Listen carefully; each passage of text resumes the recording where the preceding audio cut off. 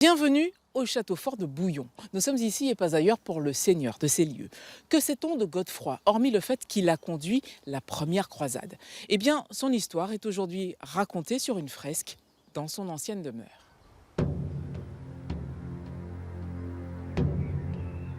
La vie du 5e comte de Bouillon n'a pourtant pas commencé sur ces terres. Godefroy, fils d'Eustache II de Boulogne et d'Hithe d'Ardenne, est probablement né en France vers 1060. Il y a eu 3 enfants, 3 garçons, et Godefroy était le deuxième, donc le futur Godefroy de Bouillon. Et ça, c'était vraiment une catastrophe à l'époque, parce que seulement l'aîné héritait.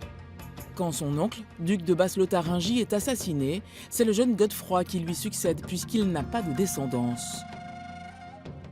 Il paraît que Godefroy, le futur Godefroy de Bouillon, aurait vécu enfant certaines années au château fort de Bouillon pour avoir son éducation de chevalier, et l'oncle aurait voulu qu'un jour son neveu le succède.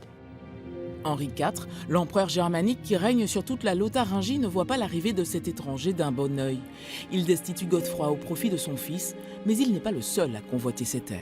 Il était à peine arrivé à Bouillon que son héritage était contesté d'un côté par la veuve et par d'autres membres de la famille, et le château fort était attaqué.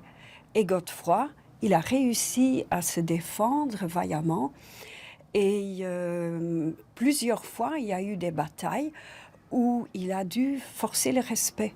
Et je pense de fil en aiguille, Henri IV a dû se rendre compte que là, ce seigneur qui vient d'arriver, c'est quelqu'un. Godefroy assoit malgré tout son autorité, entre dans les grâces de l'empereur et récupère son titre. Il va même au-delà de ce qui est permis, notamment par l'Église. La chronique de Saint-Hubert nous relate vraiment en long et en large des contentieux qu'il y avait entre l'abbaye et Godefroy, qui déviait les recettes de terre qui devaient servir aux moines. Il les déviait pour payer ses soldats. Et il a même brûlé l'abbaye de Tongres parce qu'il y avait un contentieux. Godefroy n'est pas un homme pieux, mais les propos d'un certain Pierre l'Ermite l'interpellent. Le Saint-Sépulcre est pris en otage. Il faut une armée de mercenaires pour reconquérir le tombeau du Christ. Il répond donc à l'appel du pape Urbain II, vend tous ses biens et part pour Jérusalem avec ses 2 frères. C'était après 3 ans qu'ils sont arrivés au but. Ça, les gens devaient être épuisés. Il y avait certainement eu énormément de morts en cours de route. On avait empoisonné déjà toutes les citernes d'eau, toutes les sources, tous les puits en dehors. Les musulmans, apparemment aussi pendant le siège, faisaient 1001 vexations. Après un long siège, la ville est prise. Et là, c'est le déchaînement total, c'est vraiment la folie. Parce que les chroniqueurs disent, on a tué tout le monde.